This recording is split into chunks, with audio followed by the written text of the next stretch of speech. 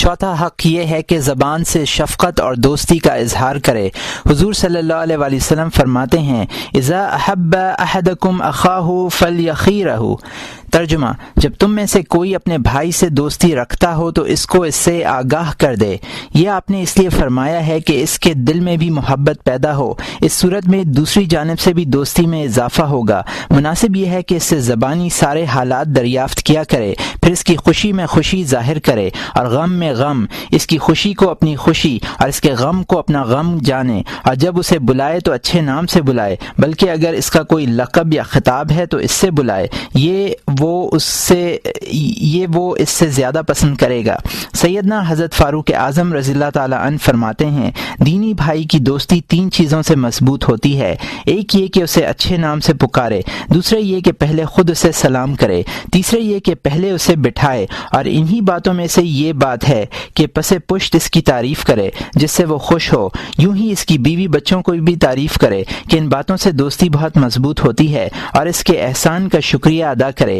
سیدنا علی مرتضیٰ رضی اللہ تعالی عنہ فرماتے ہیں جو آدمی اپنے دینی بھائی کی نیک نیتی پر شکر نہ کرے گا وہ نیک کام پر بھی اس کا شکر ادا نہ کرے گا، اور یہ چاہیے کہ پس پشت اس کی مدد و اعانت کرے اور طعن و تشنیع کرنے والوں کو اس کا جواب دے اور اسے اپنی طرح تصور کرے، اور یہ بڑا ظلم ہے کہ کوئی اس کے دوست کو برا کہے اور یہ چپ بیٹھا رہے۔ اس کی مثال اس طرح ہے کہ اس کے دوست کی پٹائی ہو رہی ہو اور وہ بیٹھا دیکھتا رہے اور اس کی کچھ مدد نہ کرے، حالانکہ بات کا زخم بڑا شدید ہوتا ہے۔ کسی کا قول ہے کہ جب کسی نے پس پشت میرے دوست کا ذکر کیا تو میں نے فرض کر لیا کہ دوست موجود ہے اور سن رہا ہے، تو میں نے ایسا ہی جواب دیا کہ جیسے وہ سن رہا ہے۔ حضرت ابو درداء رضی اللہ تعالی عنہ نے 2 بیلوں کو اکٹھے بندھے ہوئے دیکھا، جب ان میں سے ایک کھڑا ہوا تو دوسرا بھی کھڑا ہو گیا۔ یہ دیکھ کر آپ رو پڑے اور فرمانے لگے دینی بھائی ایسے ہوتے ہیں کہ آپس میں اٹھنے بیٹھنے اور چلنے میں ایک دوسرے کی موافقت و مطابقت کرتے ہیں۔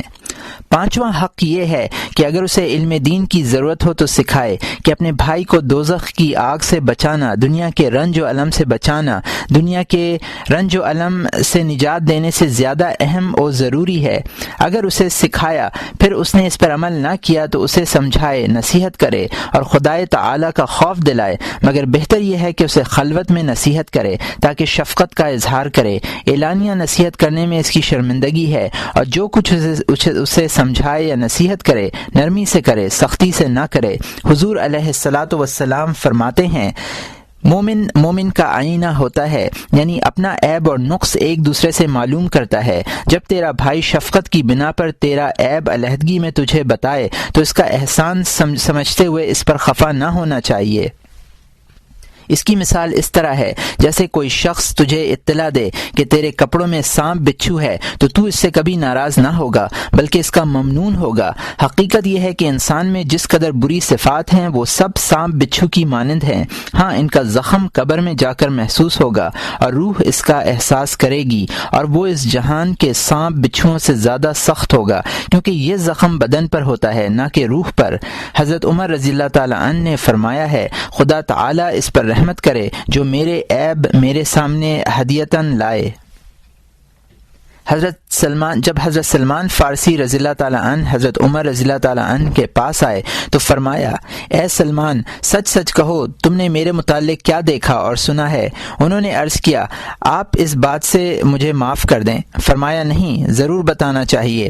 جب آپ نے اصرار کیا تو حضرت سلمان رضی اللہ تعالیٰ عنہ نے فرمایا سنا ہے کہ آپ کے دسترخوان پر 2 طرح کا کھانا ہوتا ہے اور آپ 2 کرتے رکھتے ہیں، ایک دن کا اور ایک رات کا۔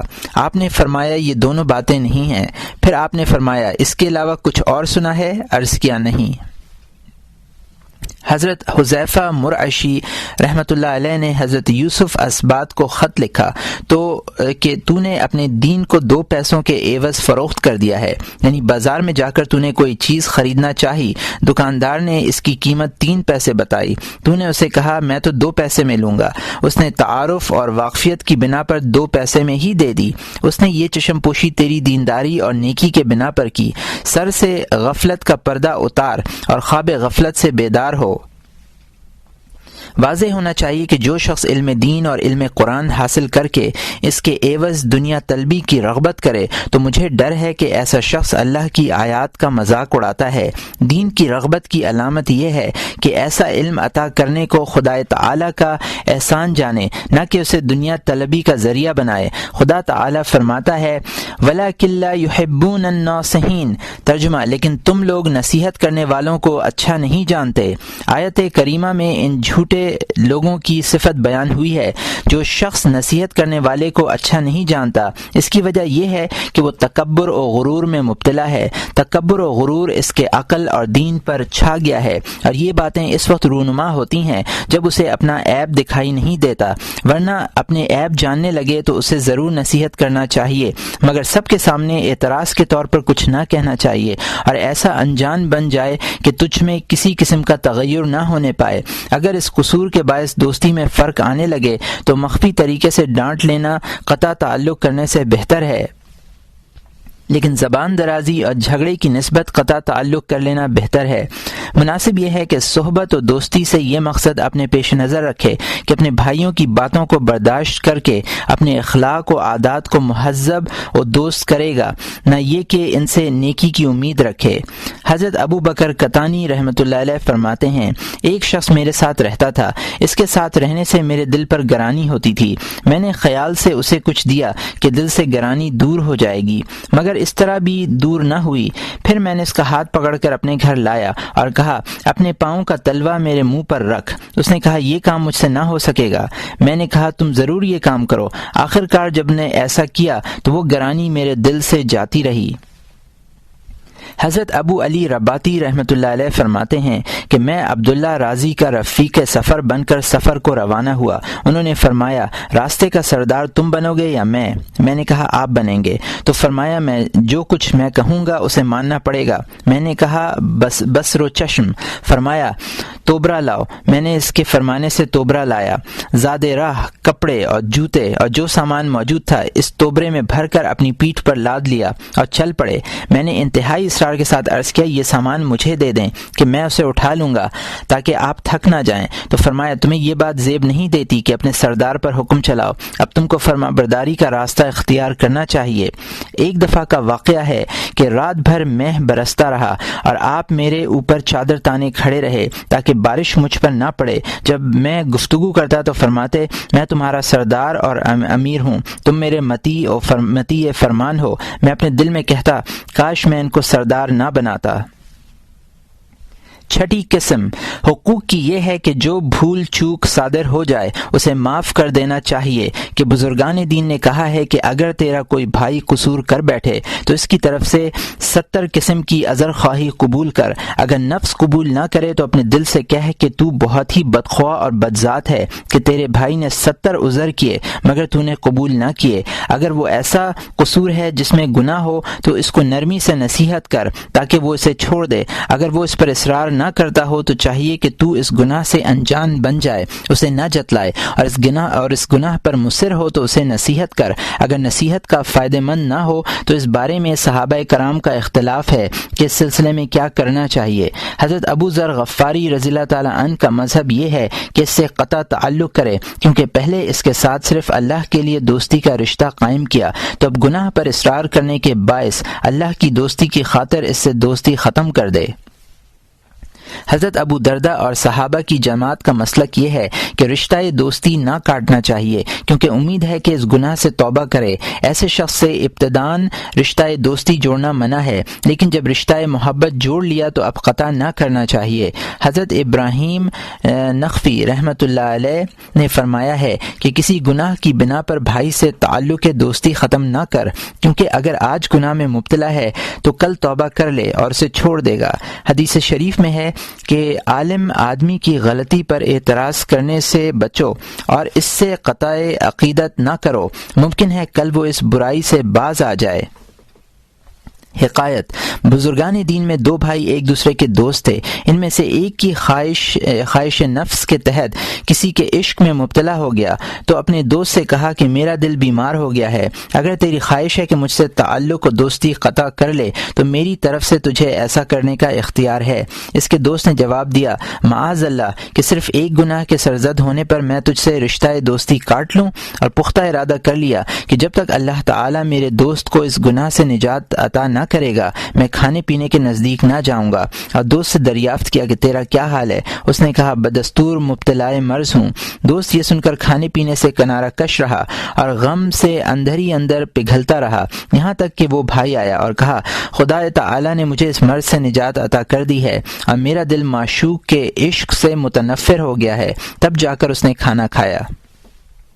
ایک شخص سے کہا گیا تیرا بھائی خدا کی نافرمانی میں مبتلا ہو گیا ہے اور تو نے اس سے قطع تعلق نہیں کیا؟ اس نے جواب دیا کہ میرے اس دوست کو آج میری دوستی اور بھائی چارے کی بہت ضرورت ہے کیونکہ وہ غلط کام میں پھنس گیا ہے۔ میں اس حالت میں اس سے کس طرح علیحدگی اختیار کر سکتا ہوں؟ میں نرمی اور شفقت کے ساتھ اسے دوزخ کے راستے سے ہٹاؤں گا اور اس کی دستگیری کروں گا۔ حکایت بنی اسرائیل میں دو دوست تھے اور دونوں ایک پہاڑ پر عبادت الہی کرتے تھے۔ ان میں سے ایک شہر میں کچھ خریدنے آیا، اس کی نگاہ ایک فاحشہ عورت پر پڑی اور اس کے عشق میں گرفتار ہو گیا اور اس کی مجلس اختیار کر لی۔ جب کچھ روز گزر گئے تو دوسرا دوست اس کی تلاش میں آیا اور اس کا حال سنا، اس کے پاس آیا۔ اس نے شرمندہ ہو کر کہا کہ میں تو تجھے جانتا ہی نہیں۔ اس نے کہا برادر عزیز دل کو اس کام میں مشغول نہ کر، میرے دل میں تجھ پر جس قدر آج شفقت پیدا ہوئی ہے پہلے کبھی نہیں ہوئی تھی۔ اس کی گردن میں ہاتھ ڈال کر اسے بوسہ دیا۔ گناہ میں مبتلا ہونے والے دوست نے جب اس کی طرف سے شفقت کا یہ مظاہرہ دیکھا تو جان لیا کہ میں اس کی نگاہ سے نہیں گرا۔ رنڈی کی مجلس سے اٹھا، توبہ کی اور دوست کے ساتھ چلا گیا۔ اس بارے میں حضرت ابو ذر رضی اللہ تعالی عنہ کا طریقہ سلامتی کے زیادہ نزدیک ہے، لیکن ابو دردہ کا طریقہ لطیف تر اور فقہ کے قریب ہے کیونکہ یہ لطف و مہربانی اور توبہ کے راستے پر ڈالتا ہے اور عاجزی اور بے بسی کے دن دینی دوستوں کی ضرورت و حاجت پیش آتی ہے، لہٰذا ایسی حالت میں دینی دوست سے کیوں کر قطع تعلق کریں؟ اس کی وجہ یہ ہے کہ عقد و دوستی جو قائم کیا جاتا ہے وہ رشتہ قرابت کی طرح ہے اور قطع رحم کسی گناہ کے سبب نہیں کیا جا سکتا۔ اسی بنا پر اللہ تعالی نے قرآن مجید میں فرمایا ہے فَإِنْ أَسَوْكَ فَقُلْ أَنَا بَرِيءٌ مِّمَّا تَعْمَلُونَ۔ ترجمہ پس اگر یہ لوگ آپ کی نافرمانی کریں تو آپ کہہ دیں میں تمہارے اعمال سے بری ہوں، یعنی اگر تیرے خویش و اقارب تیری نافرمانی کریں تو ان سے کہہ میں تمہارے عمل سے بیزار ہوں، یہ نہ کہہ کہ میں تیرے سے بیزار ہوں۔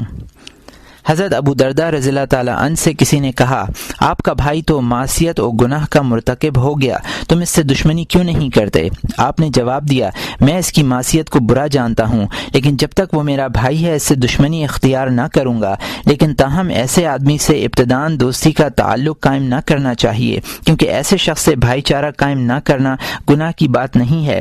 ہاں صحبت اور دوستی ترک کرنا گناہ ہے اور اس حق کو نظر انداز کرنا ہے جو دوستی قائم کرنے سے ثابت ہو چکا ہے، لیکن اس بات میں کوئی اختلاف نہیں کہ اگر تیرے حق میں کوئی قصور کیا ہو تو اس کا معاف کر دینا بہت بہتر ہے جبکہ وہ معذرت کر لے اگرچہ تجھے علم ہو کہ جھوٹی عذر خواہی کر رہا ہے۔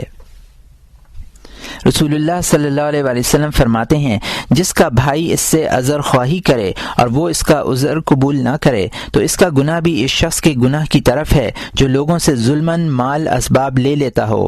حضور علیہ السلام کا یہ بھی ارشاد ہے کہ مومن جلد غصے میں آتا ہے اور جلد ہی خوش بھی ہو جاتا ہے۔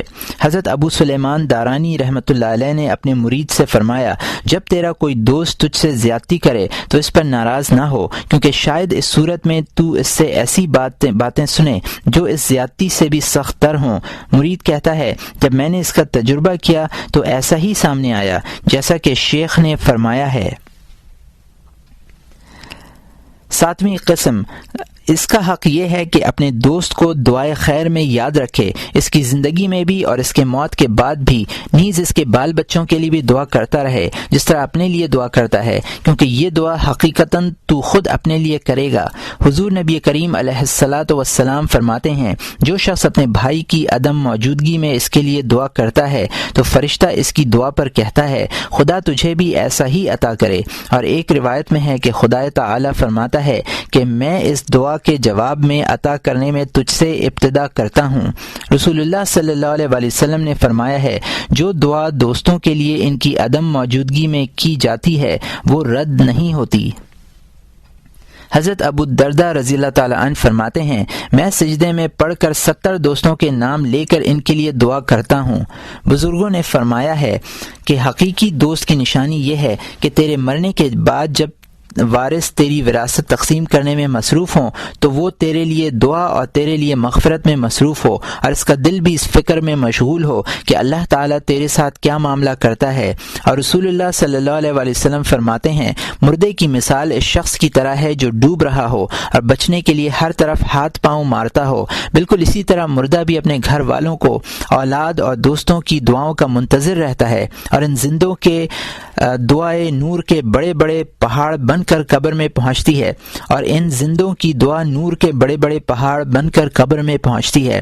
حدیث میں یوں بھی آیا ہے کہ دعا کو نور کے طباقوں میں رکھ کر مردوں کے سامنے پیش کرتے ہیں اور کہتے ہیں کہ یہ فلاں کی طرف سے ہدیہ اور تحفہ ہے، اور مردہ یہ دیکھ کر اسی طرح خوش ہوتا ہے جس طرح زندہ انسان ہدیے تحفے سے خوش ہوتا ہے۔ 8ویں قسم کا حق یہ ہے کہ وفائے دوستی کی حفاظت کی جائے۔ وفاداری کا ایک معنی یہ ہے کہ اس کے مرنے کے بعد اس کے اہل و عیال اور دوستوں سے غفلت نہ برتے۔ ایک بوڑھی عورت حضور نبی کریم صلی اللہ علیہ وسلم کی خدمت میں حاضر ہوئی، آپ نے اس کی بڑی عزت کی، لوگ اس عزت افزائی پر متعجب ہوئے۔ آپ نے فرمایا، یہ عورت میری زوجہ خدیجہ کے زمانے میں ہمارے پاس آیا کرتی تھی، کرم نوازی کا ایسا سلوک ایمان میں سے ہے۔ دوسری وفاداری یہ ہے کہ جو لوگ بھی اس سے تعلق رکھتے ہوں، جیسے اس کے اہل و عیال، اس کے غلام اور شاگرد وغیرہ، ان سب کے ساتھ شفقت سے پیش آئے، اور اس شفقت کا اثر اس کے دل پر خود اس پر شفقت کرنے سے زیادہ ہوتا ہے۔ دوسرا یہ ہے کہ اگر مرتبہ، حشمت اور اقتدار حاصل کرے تو پھر بھی اسی تواضع اور انکساری کو ملحوظ رکھے جو پہلے رکھتا تھا، اور دوستوں کے معاملے میں تکبر کو نزدیک نہ آنے دے۔ تیسری وفاداری یہ ہے کہ دوستی کو ہمیشہ کے لیے قائم رکھے اور کسی بات کو دوستی کے ختم ہونے کا سبب نہ بننے دے، کیونکہ ابلیس کے نزدیک سب سے اہم بات یہ ہے کہ دو بھائیوں میں نفرت اور اختلاف ڈال دے، جیسا کہ خدا تعالی نے فرمایا ہے، ان الشیطان ینزع بینہم، بے شک ابلیس لوگوں کے مابین نفرت و عداوت پیدا کرتا ہے۔ حضرت یوسف علیہ الصلاۃ والسلام نے فرمایا ہے، من بعد ان نزغ الشیطان بینی و بین اخوتی، ترجمہ، اس کے بعد کہ شیطان نے میرے اور میرے بھائیوں کے درمیان نفرت و عداوت پیدا کر دی تھی۔ چوتھی وفاداری یہ ہے کہ دوست کے حق میں کسی کے منہ سے بھی غلط بات سننا گوارا نہ کرے اور چغل خور کو جھوٹا جانے۔ پانچویں وفاداری یہ ہے کہ دوست کے دشمن سے دوستی نہ کرے بلکہ اس کے دشمن کو اپنا دشمن جانے، کیونکہ جو شخص کسی سے دوستی کرے مگر اس کے دشمن سے بھی رشتہ دوستی استوار رکھے، اس کی دوستی ضعیف اور کمزور ہوتی ہے۔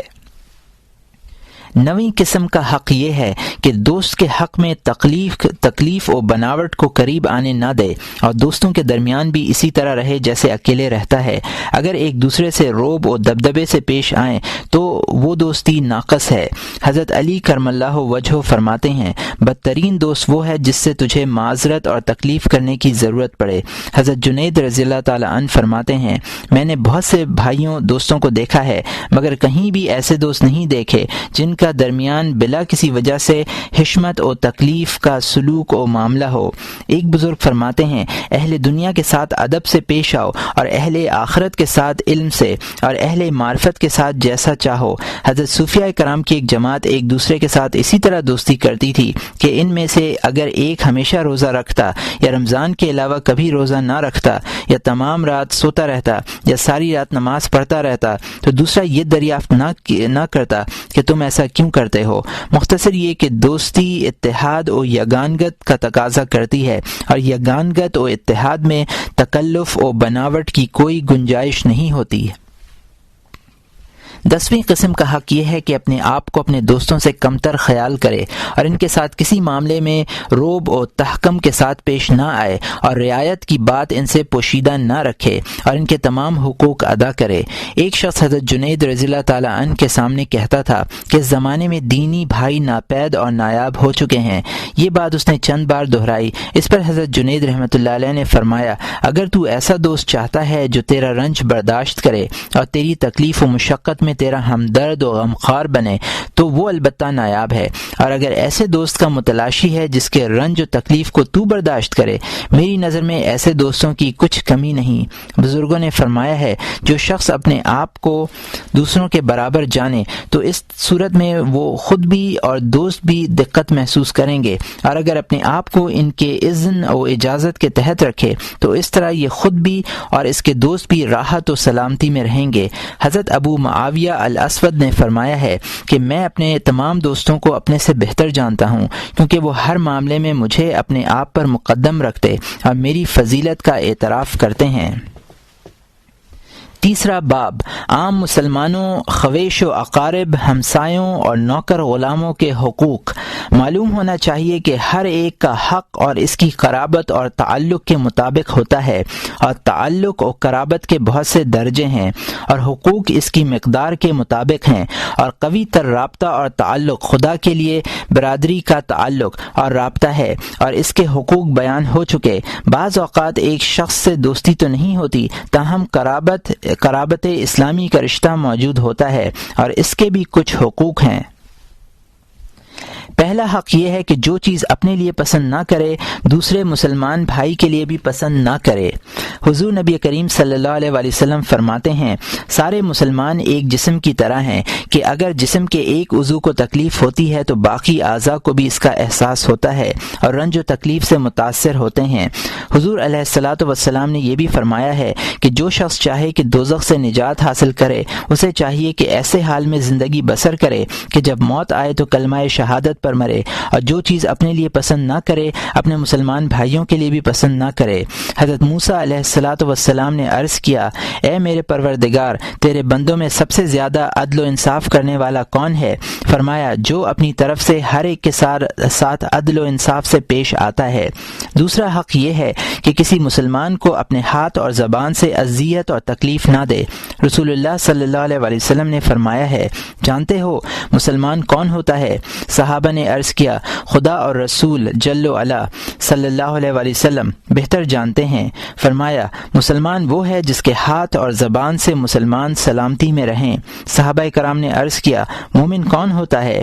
فرمایا، مومن وہ ہے جس سے ایمان والوں کو اپنے جان و مال میں کوئی خوف و خطرہ نہ ہو۔ صحابہ کرام نے عرض کیا، مہاجر کون ہوتا ہے؟ فرمایا، جو برے کام کرنے چھوڑ دے۔ اور رسول اللہ صلی اللہ علیہ وآلہ وسلم نے فرمایا ہے، کسی مسلمان کے لیے جائز نہیں کہ دوسرے مسلمان کی طرف آنکھ سے اس طرح اشارہ کرے جس سے اسے تکلیف پہنچے، اور نہ یہ حلال اور جائز ہے کہ ایسے کام کرے جس سے مسلمانوں میں خوف و ہراس پھیلے۔ حضرت مجاہد رحمۃ اللہ علیہ فرماتے ہیں کہ اللہ تعالیٰ اہل دوزخ پر ایک خارش مسلط کرے گا تو وہ اس قدر اپنے جسموں کو نوچیں گے کہ ہڈیاں ننگی ہو جائیں گی۔ پھر ایک منادی ندا کرے گا، بتاؤ اس خارش کی تکلیف کیسی ہے؟ اہل دوزخ کہیں گے، یہ بہت سخت عذاب کی چیز ہے۔ فرشتے کہیں گے، یہ اس وجہ سے ہے کہ تم لوگ دنیا میں مسلمانوں کو اذیت اور تکلیف دیا کرتے تھے۔ رسول اللہ صلی اللہ علیہ وآلہ وسلم فرماتے ہیں، میں نے جنت میں ایک شخص کو دیکھا جو کیف و مستی میں جھومتا پھرتا تھا۔ یہ مقام اسے محض اتنی سی بات سے حاصل ہوا کہ دنیا میں اس نے ایک راستے سے ایسا درخت کاٹ دیا تھا جس سے گزرنے والوں کو تکلیف ہوتی تھی۔ تیسرا حق یہ ہے کہ کسی کے ساتھ تکبر سے پیش نہ آئے، کیونکہ اللہ تعالیٰ تکبر کرنے والوں کو دوست نہیں رکھتا۔ رسول اللہ صلی اللہ علیہ وآلہ وسلم نے فرمایا ہے کہ میری طرف وحی نازل ہوئی کہ ایک دوسرے کے ساتھ تواضع اور انکساری کے ساتھ پیش آؤ تاکہ کوئی کسی پر فخر نہ کرے۔ اسی بنا پر رسول اکرم صلی اللہ علیہ وآلہ وسلم کی عادت مبارک تھی کہ آپ بیوہ عورتوں اور مسکینوں کے ساتھ جاتے اور ان کی حاجات پوری کرتے، اور ایسا ہرگز نہ چاہیے کہ کوئی کسی کی طرف نظر حقارت سے دیکھے، کیونکہ ممکن ہے وہ اللہ تعالیٰ کا ولی اور دوست ہو اور وہ نہیں جانتا کہ اللہ تعالیٰ نے اپنے اولیاء کو لوگوں میں پوشیدہ رکھا ہے تاکہ کوئی ان تک راہ نہ پا سکے۔ چوتھا حق یہ ہے کہ کسی مسلمان کے حق میں چغل خور کی بات کا اعتبار نہ کرے، کیونکہ اعتبار عادل کی بات کا ہوتا ہے اور چغل خور فاسق ہے اور فاسق کی بات غیر معتبر ہے۔ حدیث شریف میں ہے کوئی چغل خور بہشت میں نہ جائے گا، اور یہ بات ذہن میں رہے کہ جو شخص کسی کی بدگوئی تیرے سامنے کرتا ہے وہ اس کے سامنے تیری بدگوئی بھی کرنے سے باز نہ آئے گا، لہٰذا ایسے آدمی سے کنارہ کشی ضروری ہے اور اسے جھوٹا تصور کرنا چاہیے۔ پانچواں حق یہ ہے کہ 3 دن سے زیادہ کسی آشنا اور واقف کار سے ناراض نہ رہے، کیونکہ رسول اللہ صلی اللہ علیہ وسلم نے فرمایا ہے کسی مسلمان کے لیے حلال اور جائز نہیں کہ مسلمان کے ساتھ 3 دن سے زیادہ ناراض رہے، دونوں میں بہترین وہ ہے جو السلام علیکم کرنے میں ابتدا کرے۔ حضرت اکرمہ رضی اللہ تعالیٰ عنہ فرماتے ہیں کہ خدا تعالیٰ نے حضرت یوسف علیہ السلام سے فرمایا، میں نے تیرا درجہ اور نام اس بنا پر بلند کیا کہ تو نے اپنے بھائیوں کو معاف کر دیا۔ ایک حدیث شریف میں وارد ہے کہ اگر تو اپنے بھائی کی غلطی اور خطا کو معاف کر دے گا تو تیری عزت و بزرگی میں ہی اضافہ ہوگا۔ چھٹا حق یہ ہے کہ جو آدمی بھی اس کے پاس آئے اس سے نیک سلوک کرے، نیک اور بد میں فرق نہ کرے۔ حدیث میں ہے ہر ایک کے ساتھ نیکی سے پیش آ، کیونکہ اگر وہ نیکی کا اہل نہیں تو تو نیکی کرنے کا اہل ہے۔ ایک حدیث میں ہے کہ ایمان کے بعد عمدہ عقل مندی کی بات لوگوں سے محبت و پیار کرنا اور نیک اور برے ہر ایک انسان کے ساتھ بلا امتیاز نیک سلوک کرنا ہے۔ حضرت ابو ہریرہ رضی اللہ تعالیٰ عنہ فرماتے ہیں جو شخص رسول اکرم صلی اللہ علیہ وسلم کا دست مبارک کو پکڑتا تاکہ آپ سے کوئی بات کرے تو آپ اس وقت تک ہاتھ نہ چھڑاتے جب تک وہ آپ کا ہاتھ خود نہ چھوڑتا، اور جب تک کوئی شخص آپ سے مصروف گفتگو رہتا تو آپ اپنا چہرہ مبارک اس سے نہ پھیرتے اور اس کی بات مکمل ہونے تک صبر و ضبط سے کام لیتے۔ ساتواں حق یہ ہے کہ بوڑھوں کی عزت کرے اور چھوٹوں سے شفقت و نرمی سے پیش آئے۔ رسول اکرم صلی اللہ علیہ وسلم نے فرمایا ہے جو شخص بوڑھوں کی عزت اور چھوٹوں پر رحم نہیں کرتا وہ ہم میں سے نہیں ہے، اور فرمایا سفید بالوں کی عزت کرنا خدا تعالی کی عزت کرنا ہے۔ اور یہ بھی آپ نے فرمایا ہے کہ جو جوان بوڑھوں کی عزت ملحوظ رکھتا ہے اللہ تعالی اس کے بڑھاپے کے وقت کسی جوان کو اس کی خدمت پر مامور کرتا ہے جو اس کے ساتھ عزت و حرمت سے پیش آتا ہے، اور یہ اس جوان کی درازی عمر کی بشارت ہے، کیونکہ جسے مشائخ کی تعظیم و توقیر کی توفیق نصیب ہوتی ہے تو یہ اس امر کی دلیل ہے کہ خود بھی بڑھاپے تک پہنچے گا تاکہ اس نیک کام کی جزا سے بھی اللہ اسے بھی عطا کرے۔ حضور صلی اللہ علیہ وسلم کا دستور تھا کہ جب آپ سفر سے واپس تشریف لاتے تو لوگ اپنے بچوں کو آپ کی خدمت میں پیش کرتے، آپ ان کو اپنی سواری پر بٹھا لیتے، بعض کو اپنے آگے اور بعض کو اپنے پیچھے، اور بچے آپس میں فخر کرتے کہ رسول اللہ صلی اللہ علیہ وسلم نے مجھے اپنے آگے بٹھایا اور تجھے پیچھے، اور لوگ اپنے چھوٹے بچوں کو حضور کی خدمت میں لے جاتے تاکہ آپ نام تجویز کریں اور دعا کریں۔ آپ بچے کو لے کر اپنی گود میں بٹھاتے، بعض اوقات ایسا بھی ہو جاتا کہ بچہ آپ کی گود میں پیشاب کر دیتا، لوگ شور مچاتے اور گود سے اٹھانے کی کوشش کرتے، مگر آپ فرماتے اب گود میں ہی رہنے دو تاکہ مکمل طور پر پیشاب کر لے، اور آپ اس پر سختی نہ کرو اور پیشاب نہ روکو۔ پھر آپ بچے کے ماں باپ کے سامنے پیشاب نہ دھوتے تاکہ رنج و تکلیف محسوس نہ کرے۔ جب وہ باہر چلے جاتے تو آپ دھو کر کپڑا پاک کرتے، اور اگر بچہ بہت چھوٹی عمر کا ہوتا تو کپڑے پر پیشاب کی جگہ چھینٹیں مار لیتے، دھوتے نہ تھے۔ یہاں تشریح میں لکھا ہے کہ چھینٹے مارنے کا مطلب یہ ہے کہ پیشاب کا اثر زائل کرنے کے لیے دھونے میں مبالغہ نہ کرتے بلکہ ہلکا دھوتے۔ امام ابو حنیفہ رضی اللہ تعالیٰ عنہ کا یہی مذہب ہے اور یہی حق ہے اور اسی پر عمل کرنا چاہیے۔ یہاں تشریح ختم ہوتی ہے۔ 8واں حق یہ ہے کہ تمام مسلمانوں سے خندہ روئی اور کشادہ پیشانی سے پیش آئے اور سب کے ساتھ ہنسی خوشی رہے۔ رسول اللہ صلی اللہ علیہ وسلم نے فرمایا ہے کہ اللہ تعالیٰ کشادہ روح آسانی مہیا کرنے والے بندے کو دوست رکھتا ہے۔ یہ بھی آپ نے فرمایا ہے وہ نیک کام جو مغفرت و بخشش کا ذریعہ ہے، آسانی مہیا کرنا، کشادہ پیشانی اور خوش زبان ہونا ہے۔ حضرت انس رضی اللہ تعالی عنہ فرماتے ہیں ایک بے سہارا عورت راستے میں رسول اللہ صلی اللہ علیہ وسلم کی خدمت میں حاضر ہوئی اور عرض کی مجھے آپ سے ایک کام ہے۔ آپ نے فرمایا اس کوچے میں جہاں چاہے بیٹھ جا، ہم تیرے ساتھ بیٹھ جائیں گے اور تیری بات سنیں گے۔ چنانچہ آپ ایک جگہ بیٹھ گئے اور عورت کی مکمل بات چیت سن کر اٹھے۔ نواں حق یہ ہے کہ کسی مسلمان کے ساتھ وعدہ خلافی نہ کرے۔ حدیث پاک میں ہے کہ جس میں 3 برائیاں پائی جائیں وہ منافق ہے۔ اگر نماز پڑھے اور روزہ رکھے، جو جھوٹ بولے اور وعدہ خلافی کرے اور امانت میں خیانت کرے۔ 10واں حق یہ ہے کہ ہر آدمی کی عزت و حرمت اس کی شان اور درجے کے مطابق کرے، اور جو زیادہ عزیز ہو لوگوں کے درمیان بھی اس کی عزت زیادہ کرے، اور چاہیے کہ جب وہ اچھا کپڑا پہنے، گھوڑے پر سواری کرے اور صاحب جمال و وقار ہو تو عزت و حرمت میں اس کو فوقیت دے۔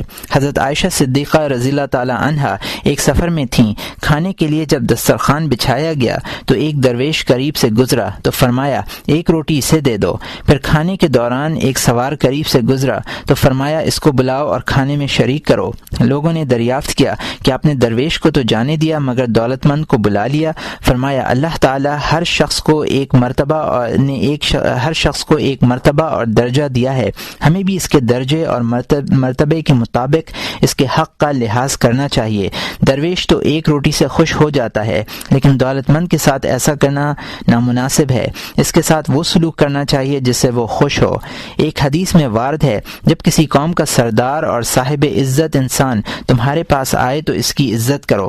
کچھ لوگ ایسے بھی ہوتے ہیں کہ جب وہ حضور صلی اللہ علیہ وسلم کی خدمت میں آتے تو آپ اس کے لیے چادر بچھا دیتے جس پر وہ بیٹھتا، اور ایک بڑھیا عورت جس کا آپ نے دودھ پیا تھا آپ کے پاس آئی تو آپ نے اپنی چادر مبارک بچھا کر اس پر بٹھایا اور فرمایا مرحبا اے مادر مشفق، تو جس کے لیے سفارش کرنا چاہتی ہے کر اور جو مانگنا چاہتی ہے مانگ تاکہ میں دوں۔ چنانچہ جو حصہ غنیمت میں آپ کو ملا تھا وہ اسے عطا کر دیا، اور اس عورت نے غنیمت کا وہ مال 1,00,000 درہم کے عوض حضرت عثمان غنی رضی اللہ تعالی عنہ کے پاس فروخت کر دیا۔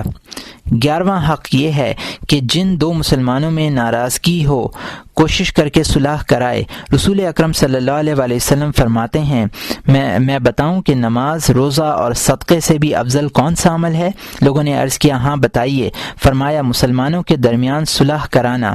حضرت انس رضی اللہ تعالی عنہ فرماتے ہیں ایک دن حضور نبی کریم صلی اللہ علیہ وسلم تشریف فرما تھے، آپ نے تبسم فرمایا۔ حضرت عمر فاروق رضی اللہ تعالی عنہ نے عرض کیا میرے ماں باپ آپ پر فدا ہوں، آپ نے کس بنا پر تبسم فرمایا ہے؟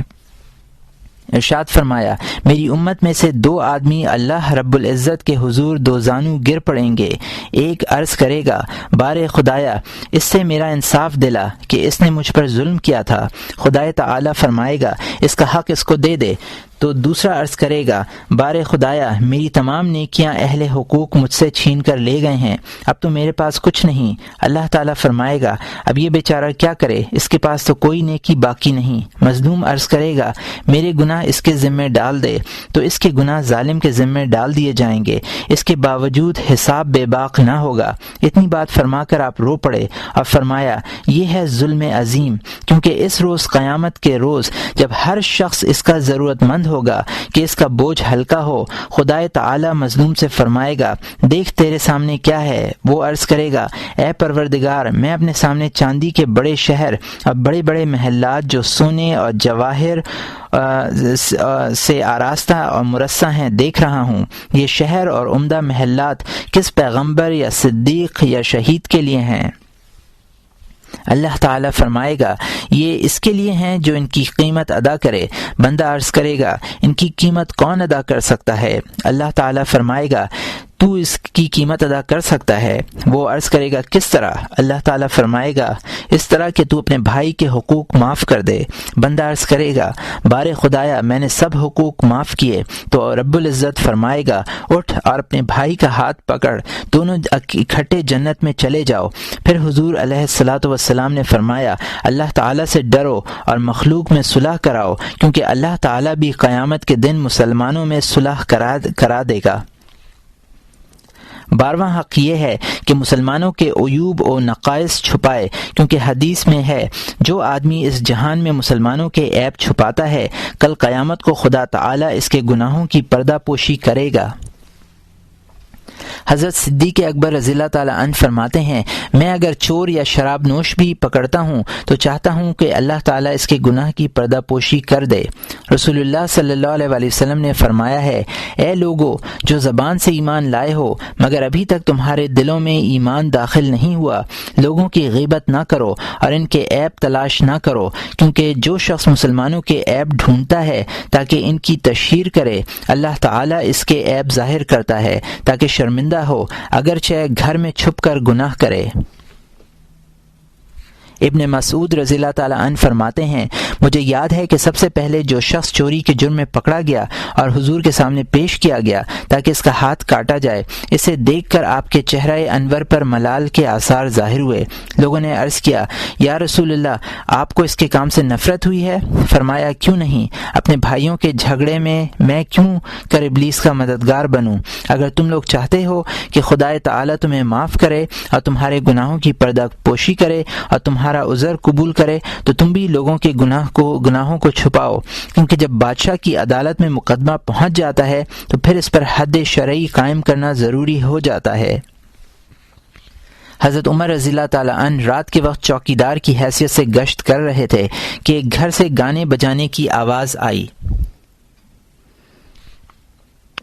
حضرت عمر رضی اللہ تعالیٰ عنہ رات کے وقت چوکیدار کی حیثیت سے گشت کر رہے تھے کہ ایک گھر سے گانے بجانے کی آواز سنائی دی۔ دیوار پر چڑھ کر مکان کے اندر داخل ہو گئے، کیا دیکھتے ہیں کہ ایک آدمی عورت کے ساتھ بیٹھ کر شراب پی رہا ہے۔ فرمایا اے دشمن خدا تیرا یہ گمان تھا کہ اللہ تعالیٰ تیری اس معصیت کو چھپائے رکھے گا؟ وہ آدمی کہنے لگا امیر المومنین جلدی نہ کیجیے، اگر میں نے ایک معصیت کی ہے تو آپ 3 معصیتوں کے مرتکب ہوئے ہیں۔ اللہ تعالیٰ نے فرمایا ہے وَلَا تَجَسَّسُوا، ترجمہ لوگوں کے عیب تلاش نہ کرو یا لوگوں کی جاسوسی نہ کرو، اور آپ نے تجسس کیا ہے۔ اور اللہ تعالیٰ کا حکم ہے وَأْتُوا الْبُيُوتَ مِنْ أَبْوَابِهَا، گھروں میں دروازوں کے راستے داخل ہوا کرو، اور آپ دیوار پھاند کر داخل ہوئے ہیں۔ اور اللہ تعالیٰ نے فرمایا ہے لَا تَدْخُلُوا بُيُوتًا غَيْرَ بُيُوتِكُمْ حَتَّى تَسْتَأْنِسُوا وَتُسَلِّمُوا عَلَىٰ أَهْلِهَا، بلا اجازت اور بلا سلام کیے دوسروں کے گھروں میں نہ جاؤ، اور آپ بلا اجازت اور بلا السلام علیکم کہے اندر آ گئے ہیں۔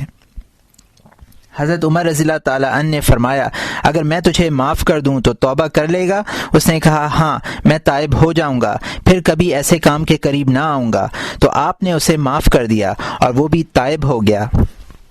رسول اکرم صلی اللہ علیہ وآلہ وسلم نے فرمایا ہے جو شخص کسی کی ایسی گفتگو کی طرف کان لگائے جس کا سننا اس کو پسند نہ ہو تو قیامت کے دن سیسا پگھلا کر اس کے کانوں میں ڈالا جائے گا۔ 13واں حق کسی کو تہمت لگانے سے دور رہے تاکہ مسلمانوں کے دل اس کے متعلق بدگمانی اور ان کی زبانیں اس کی غیبت سے بچتی رہیں، کیونکہ جو آدمی دوسروں کے گناہوں میں مبتلا ہونے کا سبب بنتا ہے وہ خود بھی اس معصیت اور گناہ میں شریک قرار دیا جاتا ہے۔ رسول اکرم صلی اللہ علیہ وآلہ وسلم نے فرمایا ہے وہ شخص کتنا برا ہے جو اپنے ماں باپ کو گالیاں دے۔ لوگوں نے کہا یا رسول اللہ ایسا کون کر سکتا ہے؟ فرمایا جو شخص دوسرے کے ماں باپ کو گالیاں دیتا ہے تاکہ وہ اس کے ماں باپ کو گالیاں دے تو گویا وہ گالیاں خود اپنے ماں باپ کو دیتا ہے۔ حضرت عمر فاروق رضی اللہ تعالیٰ عنہ فرماتے ہیں جو شخص تہمت کی جگہ بیٹھتا ہے اسے ملامت کرنی چاہیے اگر کوئی اس پر بدگمانی کرے۔ حضور علیہ الصلاۃ والسلام رمضان المبارک کے مہینے کے آخر میں مسجد کے اندر حضرت صفیہ رضی اللہ تعالیٰ عنہا سے باتیں کر رہے تھے کہ 2 آدمی آپ کے پاس سے گزرے۔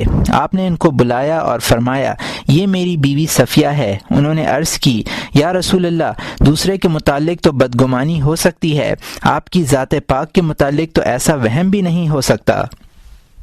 فرمایا شیطان انسان کے بدن میں رگوں کے اندر خون کی طرح گھومتا ہے۔ حضرت عمر فاروق رضی اللہ تعالیٰ عنہ نے ایک آدمی کو دیکھا جو راستے میں ایک عورت سے باتیں کر رہا تھا۔ آپ نے درے اس کو مارے اور اس نے عرض کیا یہ میری اپنی بیوی ہے۔ فرمایا ایسی جگہ اس سے باتیں کیوں نہیں کرتا جہاں کسی کی نگاہ نہ پڑے، تاکہ کسی کے دل میں بدگمانی پیدا نہ ہو۔ 14واں حق یہ ہے کہ اگر دینی بھائی صاحب اقتدار اور صاحب مرتبہ ہو تو اس کے پاس جائز حاجت والے کی سفارش کرنے میں دریغ نہ کرے۔ رسول اکرم صلی اللہ علیہ وسلم نے صحابہ سے فرمایا مجھ سے حاجتیں طلب کیا کرو، کیونکہ میرے دل میں ہوتا ہے کہ کسی کو کچھ عطا کروں، اور دیر اور انتظار کرتا ہوں تاکہ تم میں سے کوئی کسی کی سفارش کرے تاکہ اس کے لیے بشارت ہو۔ سفارش کیا کرو تاکہ ثواب پاؤ۔ اور آپ نے فرمایا ہے کوئی صدقہ زبان کے صدقے سے بہتر نہیں۔ لوگوں نے عرض کیا وہ کیسے؟ فرمایا وہ سفارش جس سے کسی کا خون محفوظ ہو جائے، یا کسی سے کسی کو فائدہ پہنچے، یا جس سے کوئی تکلیف اور رنج سے نجات پائے۔ 15واں حق یہ ہے کہ جب کسی مسلمان کے بارے میں سنے کہ کوئی آدمی اس کی شان میں زبان درازی کرتا ہے یا اس کا مال اٹھا لے جانا چاہتا ہے تو اس کی غیر موجودگی میں اس کی طرف سے جواب دینے میں اس کا نائب بنے اور اس پر ظلم کرنے سے روکے، کیونکہ رسول اکرم صلی اللہ علیہ وسلم نے فرمایا ہے جب کسی مسلمان کو کسی جگہ برائی سے یاد کیا جا رہا ہو اور سننے والا اس سے نفرت نہ کرے، اور جب کوئی کسی کی بے عزتی کر رہا ہو اور دیکھنے والا اس کی مدد نہ کرے، تو اللہ تعالیٰ بھی ایسی جگہ اس کی مدد و نصرت نہ کرے گا جہاں اس کو مدد کی شدید ضرورت ہوگی، اور جو مسلمان مدد و نصرت کے موقع پر مدد کرے تو اللہ تعالیٰ اس کی ایسی جگہ مدد فرمائے گا جہاں اس کو مدد کی سخت ضرورت ہوگی۔ 16واں حق یہ ہے کہ اگر کسی برے آدمی کی صحبت میں پھنس جائے تو نرمی اور تحمل کے ساتھ اس سے نجات حاصل کرے اور بالمشافہ اس سے تلخ کلامی نہ کرے۔ حضرت ابن عباس رضی اللہ تعالی عنہما نے آیت کریمہ یدرؤون بالحسنۃ السیئۃ، وہ نیک کام کے ساتھ برائی کی مدافعت کرتے تھے کے معنی میں فرمایا ہے کہ وہ برائی کا سلام اور نرمی سے مقابلہ کرتے تھے۔ حضرت عائشہ صدیقہ رضی اللہ تعالی عنہا نے فرمایا ہے کہ ایک شخص نے رسول اللہ صلی اللہ علیہ وسلم کی خدمت اقدس میں حاضر ہونے کی اجازت طلب کی۔ آپ نے فرمایا اس شخص کو اندر آنے دو، یہ اپنی قوم میں بدترین شخص ہے۔ وہ آدمی جب اندر آیا تو آپ نے اس کی اتنی آؤ بھگت کی کہ مجھے گمان ہوا کہ حضور کی نگاہ میں یہ شخص بڑے مرتبے والا ہے۔ جب وہ شخص اٹھ کر چلا گیا تو میں نے عرض کیا یا رسول اللہ، آپ نے خود ہی فرمایا تھا کہ یہ بڑا برا آدمی ہے، پھر آپ نے اس کی آؤ بھگت بھی بہت کی ہے۔ فرمایا اے عائشہ، اللہ تعالیٰ کے نزدیک قیامت کے روز بدترین انسان وہ ہوگا جس کے شر کے ڈر سے لوگ اس کی تو آؤ بھگت کریں۔ ایک اور حدیث میں ہے جو شخص بدگو لوگوں کی بدگوئی سے بچنے کے لیے اپنی حفاظت کرتا ہے، یہ بھی اس کی طرف سے صدقے میں شمار ہوگا۔ حضرت ابو درداء رضی اللہ تعالیٰ عنہ فرماتے ہیں بہت سے لوگ ایسے ہوتے ہیں کہ لوگ اس کے منہ پر تو ہنستے ہیں مگر دل سے اس پر لعنت کرتے ہیں۔ 17واں حق یہ ہے کہ درویشوں کے ساتھ نشست و برخاست رکھے اور دولت مندوں کی مجلس سے پرہیز کرے۔ رسول اکرم صلی اللہ علیہ وسلم نے فرمایا ہے مردوں کے ساتھ مجلس نہ کرو۔ لوگوں نے عرض کیا مردوں کے ساتھ مجلس نہ کرو۔ لوگوں نے عرض کیا مردے کون ہیں؟ فرمایا دولت مند لوگ۔ حضرت سلیمان علیہ السلام اپنے دور حکومت میں جہاں مسکین دیکھتے اس کے پاس بیٹھتے اور فرماتے مسکین کے ساتھ بیٹھا ہے۔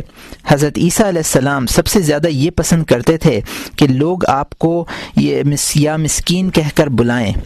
حضور علیہ الصلاۃ والسلام نے عرض کیا بار خدا جب تک مجھے زندہ رکھنا ہے مسکین کی حالت میں زندہ رکھنا، اور جب موت دے تو مسکین مارنا، اور حشر کے دن مساکین کے ساتھ میرا حشر کرنا۔ حضرت موسیٰ علیہ السلام نے عرض کیا بار خدایا میں تجھ کو کہاں تلاش کروں؟ فرمایا شکستہ دلوں کے پاس۔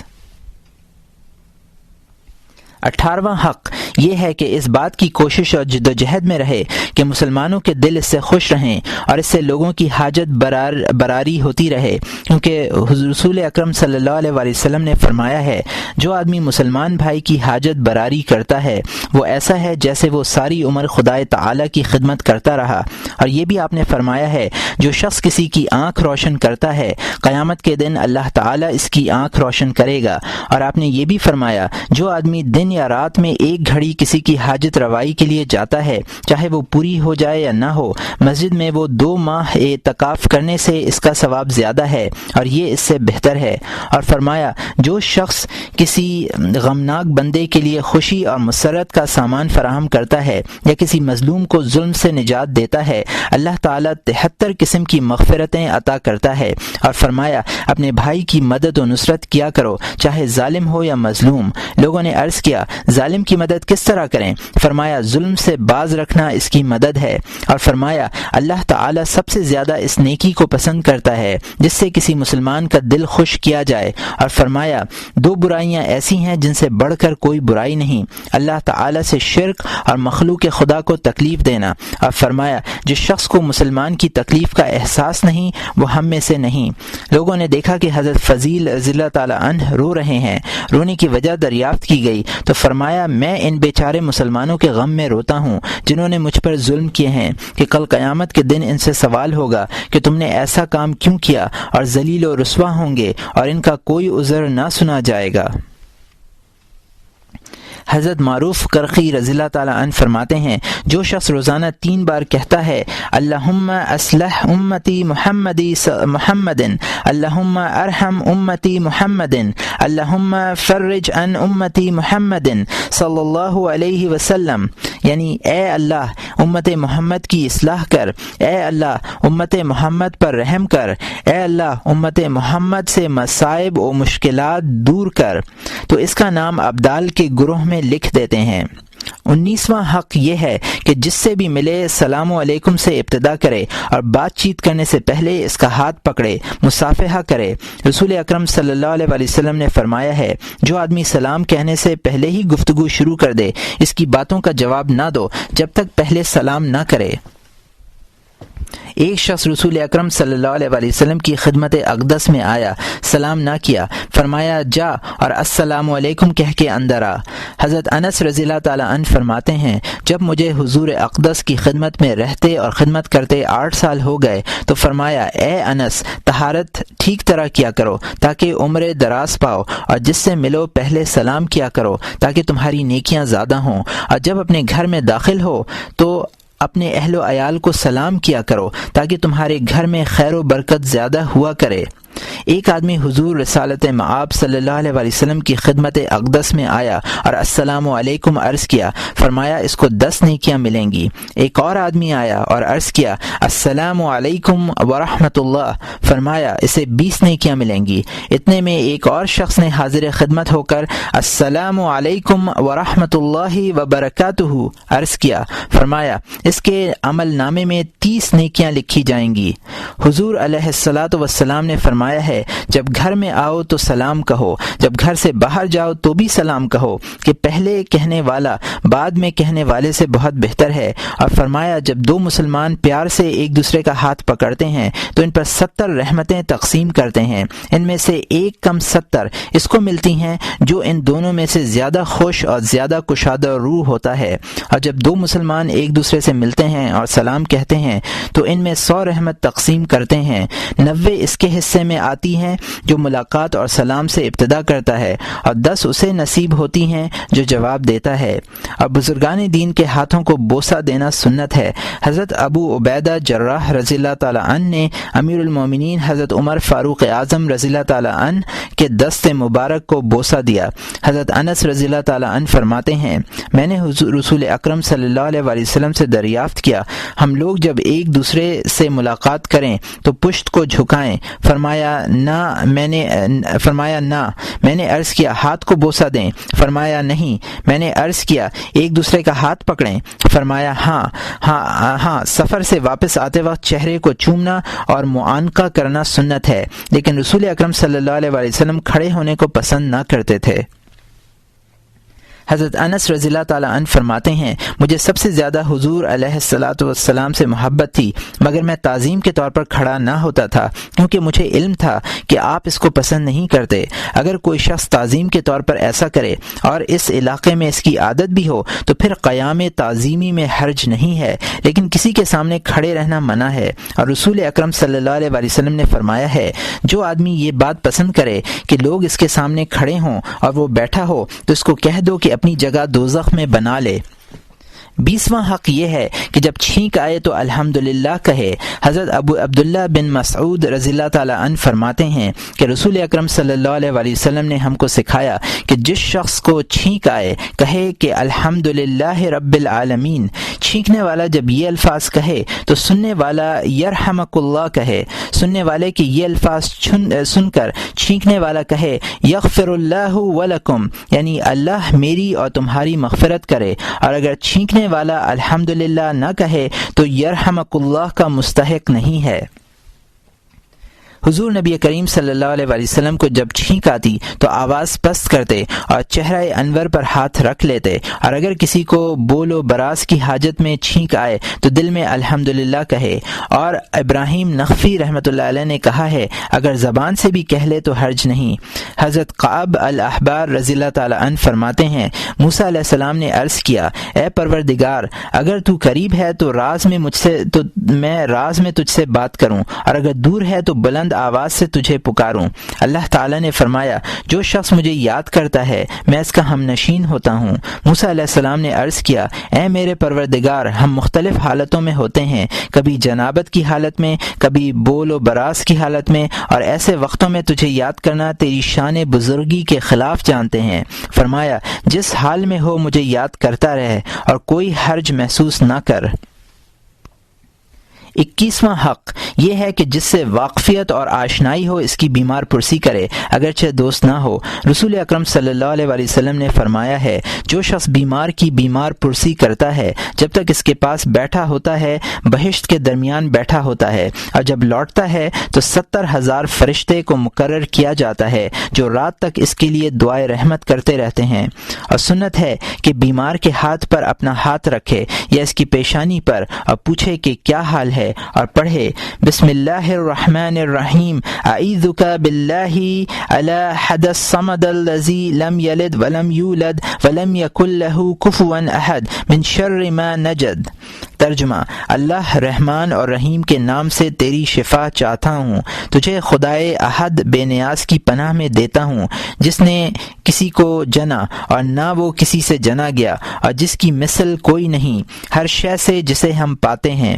حضرت عثمان رضی اللہ تعالیٰ عنہ فرماتے ہیں میں بیمار تھا، حضور علیہ الصلاۃ والسلام تشریف لائے اور چند بار یہ فرمایا، اور بیمار کی سنت بھی یہی ہے اعوذ بعزت اللہ و قدرتہ من شر ما اجد۔ ترجمہ میں اللہ کی عزت اور قدرت کے ساتھ پناہ لیتا ہوں ہر اس شر اور بیماری سے جس کو میں پاتا ہوں۔ اور جب بیمار پرسی کرنے والا کہے کس حال میں ہے تو گلہ نہ کرے کیونکہ حدیث میں ہے کہ جب بیمار بندہ ہوتا ہے تو اللہ تعالیٰ 2 فرشتے اس پر مقرر کرتا ہے، یہ بات دیکھنے کے لیے کہ جب کوئی بیمار پرسی کے لیے آتا ہے تو یہ شکر یہ کرتا ہے یا شکایت۔ اگر شکر کرتا اور کہتا ہے الحمدللہ تو خدا تعالیٰ فرماتا ہے میرا بندہ میرے ذمے ہے، میں اسے اگر موت دوں گا تو رحمت کی حالت میں دوں گا اور بہشت میں لے جاؤں گا، اور اگر صحت و شفا عطا کروں گا تو اس بیماری کے طفیل اس کے گناہ بخش دوں گا اور پہلے گوشت اور خون سے بہتر گوشت اور خون عطا کروں گا۔ حضرت علی رضی اللہ تعالیٰ عنہ فرماتے ہیں جس کے پیٹ میں درد ہو وہ اپنی عورت سے اس کے مہر کی رقم سے کچھ لے کر شہد خریدے اور بارش کے پانی سے ملا کر کھائے تو اللہ شفا دے گا۔ خدا تعالیٰ نے بارش کے پانی کو مبارک، شہد کو شفا، مہر کو جو مردوں کو دے دیں خوشگوار فرمایا ہے، اور جب یہ 3 چیزیں مل جائیں تو ضرور شفا حاصل ہوگی۔ الغرض بیمار کے لیے مستحب ہے کہ گلا شکوہ نہ کرے، بے صبری نہ کرے، اور اس امر کا امیدوار رہے کہ بیماری اس کے گناہوں کا کفارہ بنے، اور جب دوا استعمال کرے تو دوا پر بھروسہ نہ کرے بلکہ خدائے تعالی پر بھروسہ کرے۔ اب بیمار پرسی کا بہتر طریقہ یہ ہے کہ بیمار کے پاس زیادہ دیر نہ بیٹھیں اور زیادہ پوچھ گچھ نہ کریں، اور اس کی صحت کے لیے دعا کریں، اور اپنے آپ کو بھی بیمار ظاہر کریں، اور بیمار کے مکان کے کمروں اور دیواروں پر نگاہ ڈالیں، اور بیمار کے گھر کے دروازے پر پہنچ کر اندر داخل ہونے کی جب اجازت طلب کریں تو سامنے نہ کھڑے ہوں بلکہ ایک طرف کھڑے ہوں، اور دروازے کو آہستہ بند کریں، اور اے غلام کہہ کر نہ بلائے، اور جب اندر سے آواز آئے کون ہے تو یہ نہ کہے کہ میں ہوں، اور اسے غلام کہنے کے بجائے سبحان اللہ اور الحمدللہ کے اور جو بھی کہے، اور جو بھی کسی کا دروازہ کھٹکھٹائے اسی طرح کرے۔ 22واں حق یہ ہے کہ جنازے کے ساتھ جائے۔ رسول اکرم صلی اللہ علیہ وآلہ وسلم نے فرمایا ہے، جو شخص جنازے کے ساتھ جاتا ہے اسے 1 قیرات ثواب ملتا ہے، اور جو ساتھ جانے کے ساتھ ساتھ دفن تک وہاں موجود بھی رہے تو اسے 2 قیرات ثواب ملے گا، اور ہر قیرات کا وزن کئی احد پہاڑوں کے برابر ہوگا۔ اور جنازے کے ساتھ چلنے کا بہتر طریقہ یہ ہے کہ خاموشی کے ساتھ چلے، نہ ہنسے بلکہ عبرت میں مشغول ہو اور اپنی موت کی فکر کرے۔ حضرت عامش رضی اللہ تعالیٰ عنہ فرماتے ہیں، ہم لوگ ایک جنازے کے ساتھ گئے، سب لوگ اس قدر غم میں ڈوبے ہوئے تھے کہ ہم نہیں جانتے تھے کہ کس کی تعزیت کریں، اور کچھ لوگ مردے پر اظہار غم کرنے میں مصروف تھے۔ ایک بزرگ فرماتے ہیں کہ کسی موت کے وقت اپنا غم کھاؤ کہ مرنے والا تو 3 خوفوں سے نجات پا گیا، اس نے ملک الموت کا منہ دیکھ لیا، موت کی تلخی چکھ لی، اور خاتمے کے خوف سے آزاد ہو گیا۔ رسول اکرم صلی اللہ علیہ وآلہ وسلم نے فرمایا ہے، 3 چیزیں جنازے کے ساتھ چلتی ہیں، اہل و عیال، مال اور اعمال۔ مال اور اہل و عیال تو واپس آ جاتے ہیں، البتہ عمل انسان کے ساتھ رہ جاتا ہے۔ 23واں حق یہ ہے کہ زیارت قبور کے لیے جایا کرے اور ان کے لیے دعا کیا کرے، اور انہیں دیکھ کر عبرت گر ہوا کرے، اور یہ خیال کیا کرے کہ یہ لوگ پہلے آخرت کو سدھار گئے اور مجھے بھی جلد ان کی جگہ جانا ہے۔ حضرت سفیان الثوری رحمۃ اللہ علیہ فرماتے ہیں، جو شخص قبر کو زیادہ یاد کرتا ہے وہ قبر کو جنت کے باغوں میں سے ایک باغ پائے گا، اور جو قبر کو فراموش کر دے گا وہ قبر کو دوزخ کے غاروں میں سے ایک غار پائے گا۔ حضرت ربیع بن خثیم رحمۃ اللہ علیہ، جن کی تربت مبارک توس میں ہے، بزرگان تابعین میں سے تھے اور گورکنی کرتے تھے۔ جب گھر تشریف لاتے اور دل میں غفلت پیدا ہوتی تو قبر میں کچھ وقت کے لیے سو جاتے اور عرض کرتے، اے میرے رب، مجھے پھر دنیا میں بھیج تاکہ اپنے گناہوں کا تدارک کر کے آؤں۔ پھر قبر سے اٹھ کھڑے ہوتے اور کہتے، اے ربی، تجھے اللہ نے دنیا میں بھیج دیا ہے، کوشش کر، کیونکہ ایک وقت وہ آنے والا ہے جب واپس نہ آنے دیں گے۔ حضرت عمر رضی اللہ تعالیٰ عنہ فرماتے ہیں کہ ایک دفعہ رسول اکرم صلی اللہ علیہ وآلہ وسلم قبرستان تشریف لے گئے، ایک قبر کے سرہانے بیٹھ کر بہت روئے، میں آپ کے قریب تھا، عرض کیا، یا رسول اللہ آپ کیوں روئے؟ فرمایا، یہ میرے ماں کی قبر ہے، میں نے خدائے تعالی سے اس کی زیارت کی اجازت چاہی اور ان کی بخشش کی بھی اجازت چاہی۔ زیارت کی اجازت تو ملی اور دعا کی اجازت نہ ملی۔ میرے دل میں فرزندی کے شفقت نے جوش مارا جس سے رونا آ گیا۔ یہ ہے مسلمانوں کے محض مسلمان ہونے کی حیثیت سے حقوق کی تفصیل۔ واللہ تعالی اعلم۔ ہمسایوں کے حقوق، ان میں کافی تفصیل ہے۔ رسول اکرم صلی اللہ علیہ وآلہ وسلم نے فرمایا ہے، ایک ہمسایہ وہ ہوتا ہے جس کا صرف ایک حق ہوتا ہے اور یہ کافر ہمسایہ ہے، ایک ہمسایہ وہ ہے جس کے 2 حق ہیں اور یہ مسلمان ہمسایہ ہے، اور ایک ہمسایہ کے 3 حق ہیں اور یہ رشتے میں قریبی ہمسایہ ہے۔ رسول اللہ صلی اللہ علیہ وآلہ وسلم نے یہ بھی فرمایا ہے، جبرائیل علیہ السلام ہمیشہ مجھے ہمسائے کے حق کی وصیت و تاکید کرتے رہے، یہاں تک کہ مجھے گمان ہوا کہ اسے میری وراثت میں بھی حصے دار بنایا جائے گا، اور فرمایا، جو شخص خدا اور قیامت پر ایمان رکھتا ہے اسے کہو اپنے ہمسائے کی عزت کرے، اور فرمایا، آدمی مومن نہیں جس کا ہمسایہ اس کے شر سے محفوظ نہ ہو، اور فرمایا، قیامت کے دن سب سے پہلے آپس میں جھگڑے کرنے والے 2 ہمسائے ہوں گے، اور فرمایا، جس نے ہمسائے کے پتھر پر پتھر رکھا اس نے ہمسائے کو تکلیف دی۔ حضور علیہ الصلاۃ والسلام کو بتایا گیا کہ فلاں عورت دن کو روزہ رکھتی اور رات کو نماز پڑھتی ہے لیکن ہمسایہ کو تکلیف دیتی ہے، فرمایا اس کی جگہ دوزخ ہے، اور فرمایا ہے 40 گھر ہمسائیگی کا حق ہے۔ امام زہری نے فرمایا 40 آگے کی طرف، 40 پیچھے کی طرف، 40 بائیں کی طرف اور 40 دائیں کی طرف۔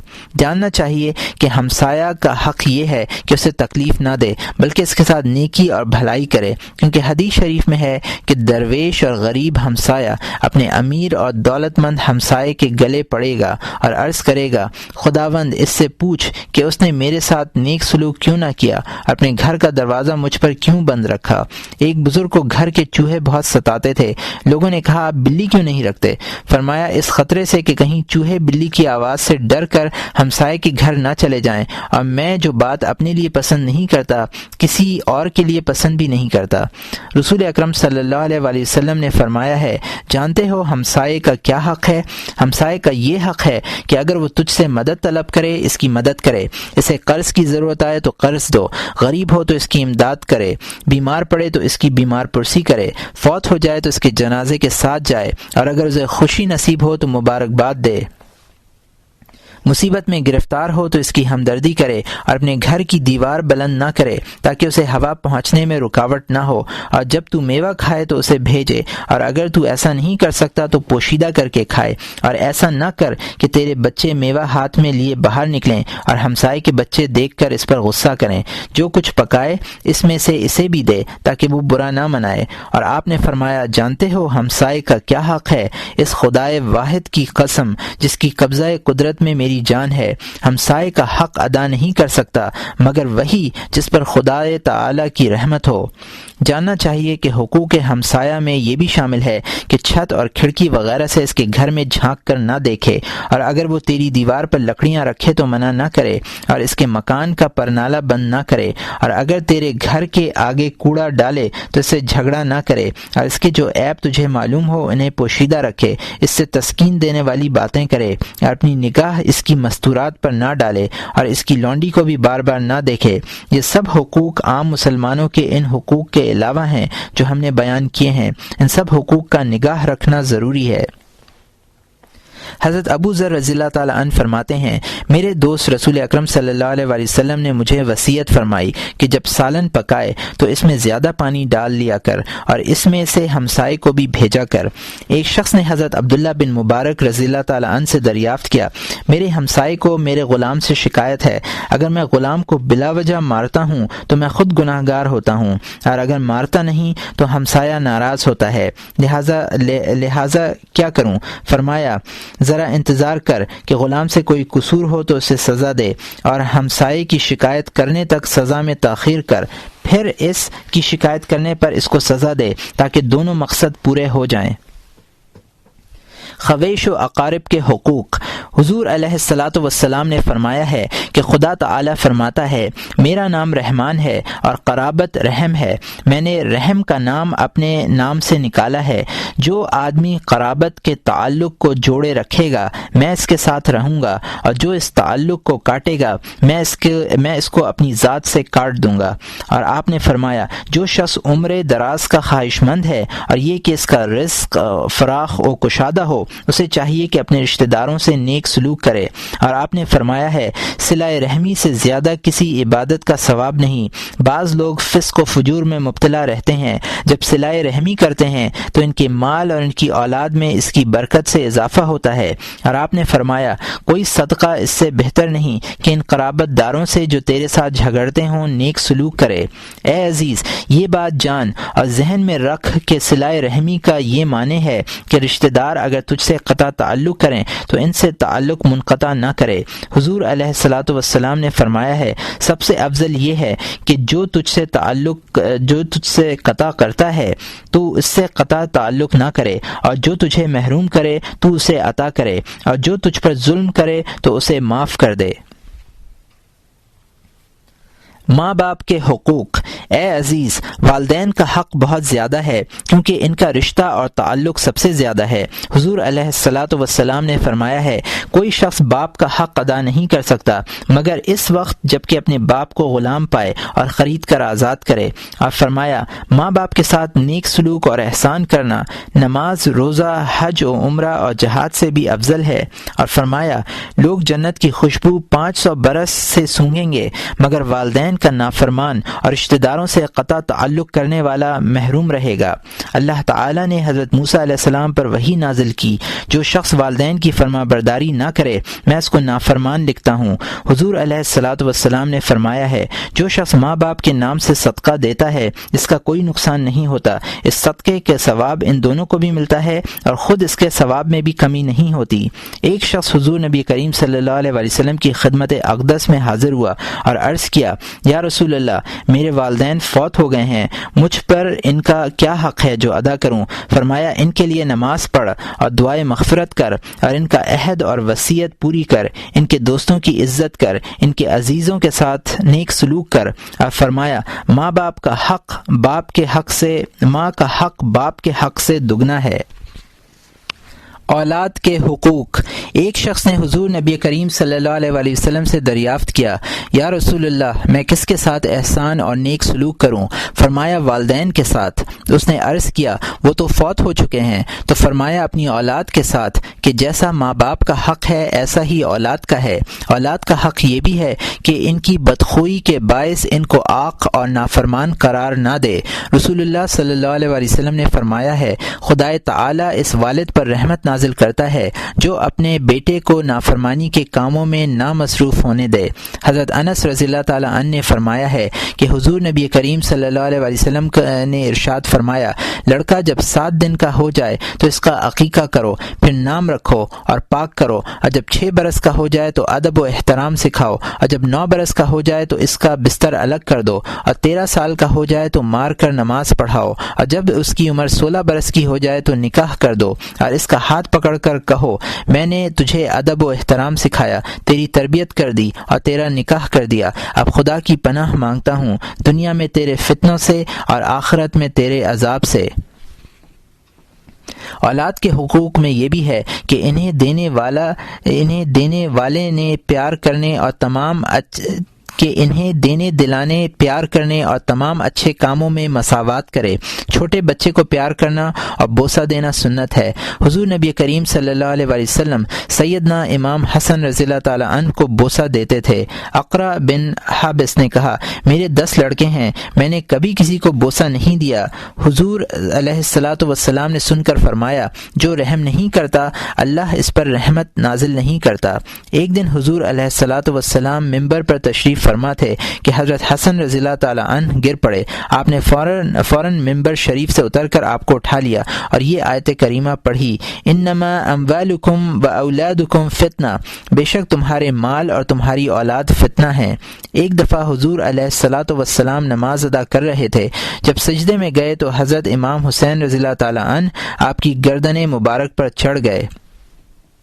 اس بنا پر آپ نے سجدے میں ہی اتنی دیر کی کہ صحابہ کرام کو گمان ہوا کہ شاید آپ پر وحی نازل ہو رہی ہو، اس لیے آپ نے سجدے کو لمبا کر دیا۔ جب سلام پھیرا تو صحابہ کرام نے دریافت کیا کہ یا رسول اللہ، سجدے کے دوران وحی نازل ہو رہی تھی؟ فرمایا، نہیں، بلکہ حسین نے مجھے اونٹ بنا لیا تھا، میں نے چاہا اسے الگ نہ کروں۔ غرض، اولاد کے حقوق کی نسبت والدین کے حقوق زیادہ ہیں اور ان کے حقوق ادا کرنے کی تاکید زیادہ ہے، کیونکہ ان کی تعظیم اولاد پر واجب و لازم ہے۔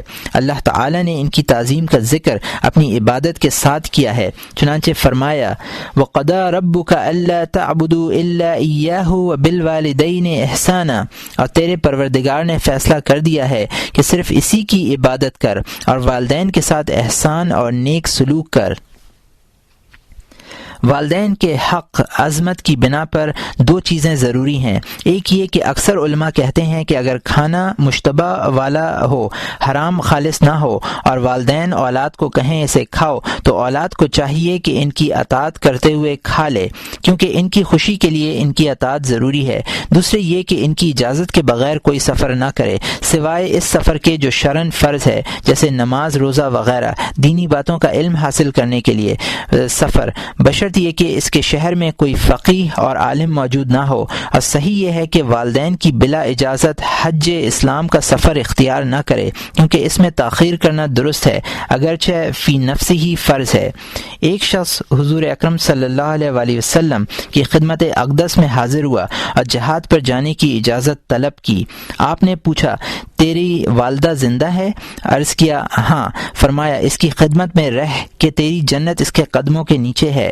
یمن کا ایک آدمی نبی کریم صلی اللہ علیہ وآلہ وسلم کی خدمت اقدس میں حاضر ہوا اور جہاد میں شرکت کی اجازت طلب کی۔ فرمایا، تیرے ماں باپ زندہ ہیں؟ عرض کیا زندہ ہیں۔ فرمایا، ان سے اجازت لے، اگر وہ اجازت نہ دیں تو ان کی بات مان، کیونکہ توحید کے بعد خدا تعالی کے نزدیک کوئی رشتہ اور عبادت اس سے بہتر نہیں ہے۔ اے عزیز، بڑے بھائی کا حق باپ کے حق کے قریب ہے۔ حدیث میں آیا ہے، بڑے بھائی کا حق چھوٹے بھائی پر اس طرح ہے جیسے باپ کا حق بیٹے پر۔ لونڈی غلاموں کے حقوق۔ نبی اکرم صلی اللہ علیہ وآلہ وسلم نے فرمایا ہے، لونڈی غلاموں کے حقوق ادا کرنے میں خدا تعالی سے ڈرو۔ جو تم لوگ خود کھاتے ہو وہی ان کو کھلاؤ، جو خود پہنتے ہو ان کو بھی پہناؤ، اور ایسا مشکل کام ان کے ذمے نہ لگاؤ جو وہ نہ کر سکیں۔ اگر تمہارے مطلب کے ہیں تو ان کو رکھو، ورنہ فروخت کر دو، اور خدا کے بندوں کو اذیت اور تکلیف میں نہ رکھو، کیونکہ خدا تعالی نے تمہارے لونڈی غلام بنائے ہیں اور تمہارے تابع کر دیا ہے۔ اگر چاہتا تو تم کو ان کے تابع اور زیر دست کر دیتا۔ ایک شخص نے حضور علیہ الصلاۃ والسلام سے عرض کیا، ہم لوگ دن میں کتنی بار اپنے لونڈی غلاموں کے قصور معاف کریں؟ فرمایا 70 بار۔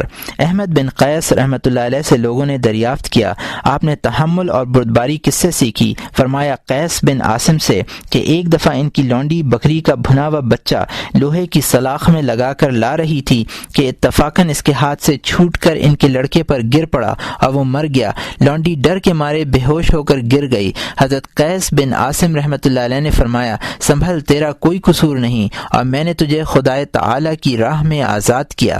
حضرت عون بن عبداللہ رحمۃ اللہ علیہ جب اپنے غلام کی نافرمانی دیکھتے تو فرماتے، تو نے بھی اپنے آقا کی عادت اختیار کی ہے، جس طرح تیرا آقا اپنے مالک کی نافرمانی کرتا ہے، اس طرح تو بھی اپنے آقا کی نافرمانی کا مرتکب ہوتا ہے۔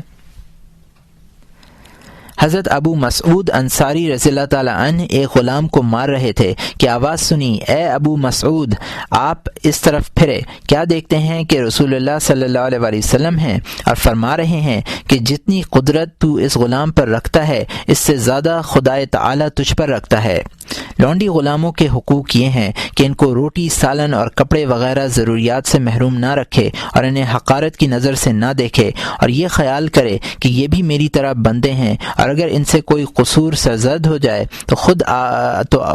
تو آقا خود خدا کے جو قصور اور گناہ کرتا ہے ان کا خیال کرے اور یاد کرے، اور جب ان پر غصہ آئے تو اللہ احکم الحاکمین کا جو اس پر قدرت رکھتا ہے خیال کرے۔